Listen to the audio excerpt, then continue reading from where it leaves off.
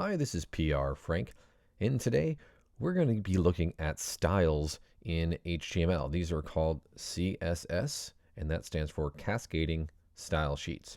The reason that's called cascading is because there is a hierarchy to it, which we will also discuss in this video. In W3 Schools, I searched for HTML styles, and it came up with CSS. And as you can see, there's a whole page about it. So the three things I'm going to review in this video are inline CSS, which goes inside of an element, such as this H1 example. There's internal CSS, sometimes called embedded, and that goes at the top inside of the head element. As you can see, there's a style element that contains all the styles, or CSS. And there's external CSS, which is contained in another document, which is referenced by this link element. As you can see, it points to a styles.css file, and the content of that is displayed here. So I'll take each one of these in turn, and let's start with the inline CSS. Back to brackets. What we're going to do here in brackets is we're going to try to add some color to this. Let's say that we want the entire body of our page to have some color. So inside of the opening tag for the body, we are going to put a space, and we are going to use the attribute called style equals, with quotation marks, background, and you can see all these different choices start to come up. These are all the different styles that we could add.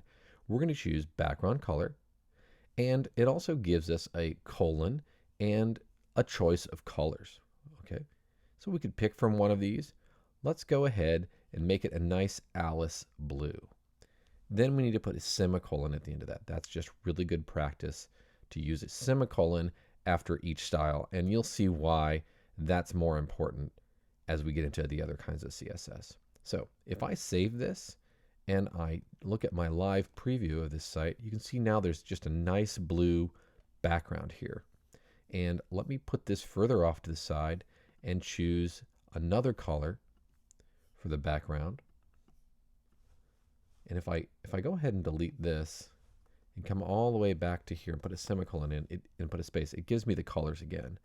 So I can choose between, a real blue, save it. You can see that that's just terrible. You can't read anything on that, okay?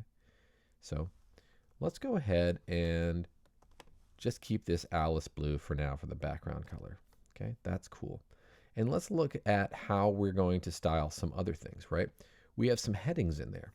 So if we go inside of the opening tag for H1, for example, and type in style equals quotation marks, and we start to type something like color, which is another attribute a property that we could color. We put a semicolon in, and it gives us all those same colors. So I want to decide, hey, what is my text color for heading 1 going to look like? Maybe this nice dark brown on that blue would look nice, okay? Semicolon, save, and as you can see, heading 1 turned brown. We can also add another style if we'd like. So to our H1, let's add also a background color. Okay, background, there it is again. And let's add a background color for that heading 1, something that's going to let that pop off the page. What about this bisque color? Okay, semicolon, save. And as you can see, it takes that heading 1 and puts a background color that extends the entire length of that page. Okay, so that's pretty cool. We can apply many different styles to this. There are hundreds of styles, and there's a reference for all the styles on W3 Schools. And let me just put one more style in here. Maybe I don't want that to go all the way across the page. Maybe I want it to have, for example, a width. Okay, and I'll just give it a width of, let's say, 300 px semicolon, save, and now that background color only extends to 300 pixels wide. Okay, I can also give it a height, and let's give it a height of, let's say, 150 pixels, save, and now it's 150 pixels high as well. So there's lots of things that you can do adding styles. So I've added this style to this H1 element. Okay. If I had another H1 element, it wouldn't work. And let me demonstrate that. Let's say I had an H1 element here with the content dog information, because this is the section right above the picture of the dog. Save that. And you can see this dog information, that doesn't have the same styles as this other H1 because this inline style only applies to this H1 element. All right. So I hope you understand how you can apply styles directly inside of an element in HTML. But there's another way to do it, and now we're going to move on to the embedded or internal styles. And what that does, that goes up here in the head. All right, and I'm going to put it right after my title. I'm going to use the style element. Okay, and I'll give myself some space. And inside of the style element, there are several different things we need to do here. We need to identify which one of these elements or tags that we're going to style. Let's go ahead and style an H2. So if I'm going to style an H2, I'm just going to type the name of that. I don't need any brackets around it or anything. It just says H2. And what that's going to do is it's going to target any H2s in my document. In this case, I have just one, I believe. Yep. So I have one H2 element, and it's going to target that, and that's called a selector. Okay. Then I'll move over, and I'll use the curly braces. Right next to the P key, there's the curly brace, and I have to hold down Shift to access it, and it automatically puts the closing curly brace on. And the typical practice of coding these is to put the closing bracket on the next line. Okay, so I pushed enter, and so what it does is I've got the H2 indented, that's my selector. I've got my curly braces open, and my curly braces close in line with the start of that H2, and it gives me a chance to write my styles inside of it. So let's use a couple styles we've already used. We've used color, so all I need to do is start typing the word color, colon, and then I can pick a color for that H2. All right, so maybe I can choose the chocolate for that. I like cornflower blue, that will go with that. There we go. So we've got the color of H2 is there. It doesn't show it yet, but if I save my document, you can see heading 2 turns blue. Okay, and if I go to the next line, which is also standard practice, I can put another style, okay, or another property like background color. And I can give it a background color of maybe that bisque. Okay, semicolon, save. And now you see that H2 has that style. Give it a width, maybe of 300 pixels. Okay, semicolon, save. And you can see that immediately, as soon as I start adding these styles, it really affects that element H2 because I've targeted the H2 element.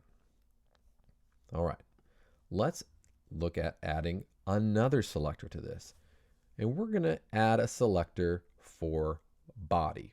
Now, you know we already added a body style here, right? So if we add a body style here, you'll see what it does. So I've got a body, selector, curly braces, next line, and I'm going to change the color of the background. So I type in background color, and I choose a background color that's different from what I already have. How about we choose a nice chartreuse? Semicolon, save. Now you'll notice that it did not change the background color, and that's because of specificity. Now, specificity is just a fancy word to mean the hierarchy or the order in which those styles are going to apply.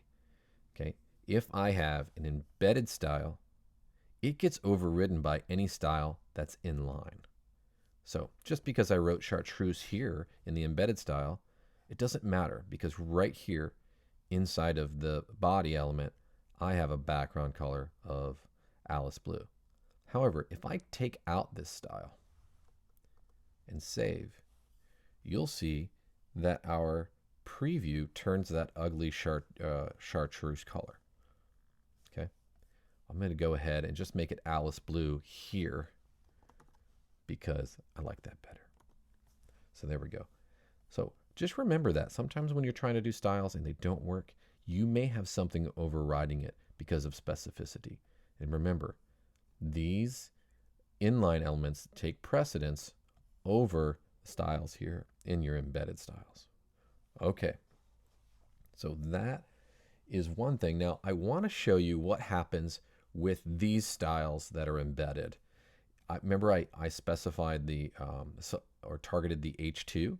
If I had another H2 in here, the H2 that I want to put in is going to be why we love them. Save it, and you'll notice that right away that H2 has the same styles, and that's because each element listed in your style sheet is going to be affected by the styles that you apply to it here in the embedded styles. So if I use H2 here, it targets every single H2 in that document. And that can be very handy so that you have a nice look throughout your document of all the styles you're applying. Okay. Now the third type of style is called an external style sheet.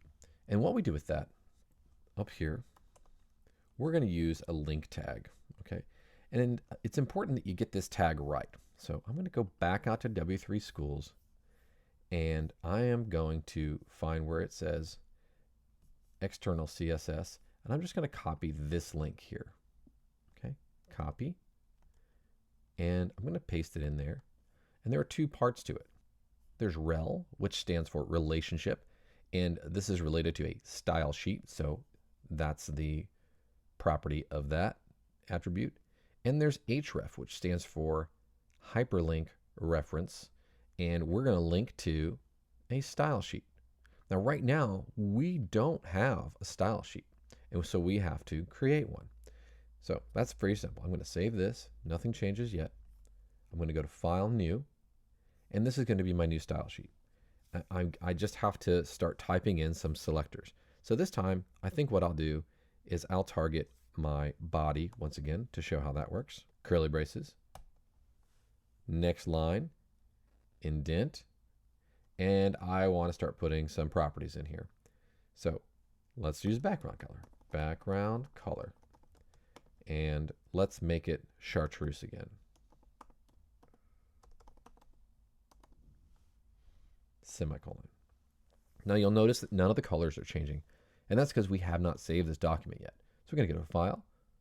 I'm going to choose Save As because I definitely would like to know, I definitely need to put it where the rest of my files are. So Save As, and I'm going to call it the same thing that's in my link tag, styles.css, and it's going to be right there where the dog and the index files are. Okay, and now you see some nice colors.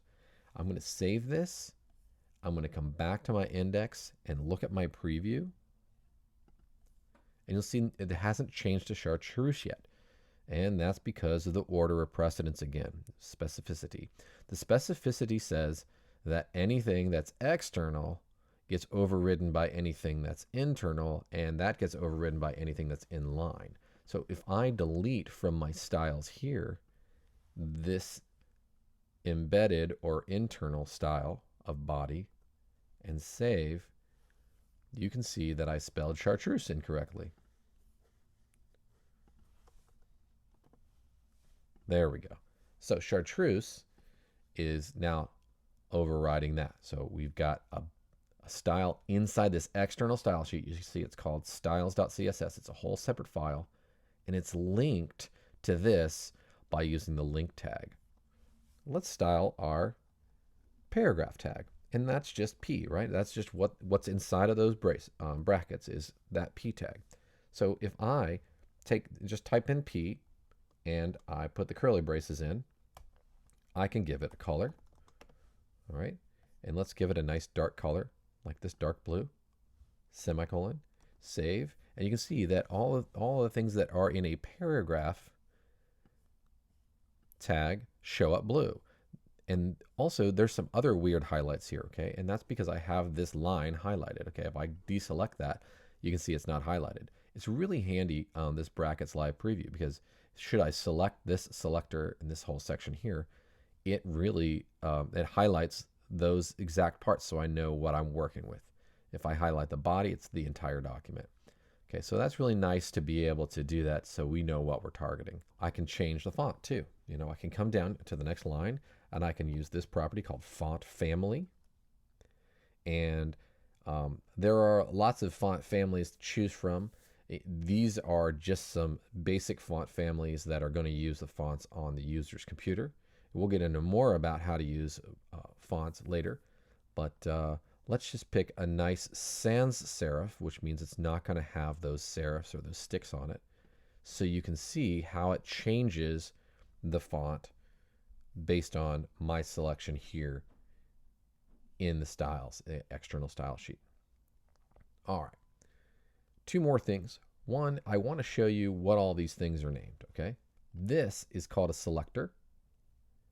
This is called a property, and this is called a value. Okay, so it's good to know all those vocabulary words. The other thing I want to show you is a really nice way to know what all the styles are, and it's called the HTML5 and CSS cheat sheet. Let's just Google that. HTML5 cheat sheet. Okay, and if you go out there, there's lots of different places to find it. There's an interactive one, which is nice. Let's go to that. So I can go and I can see all the tags. I can see structures and how they work. I can look at attributes, okay?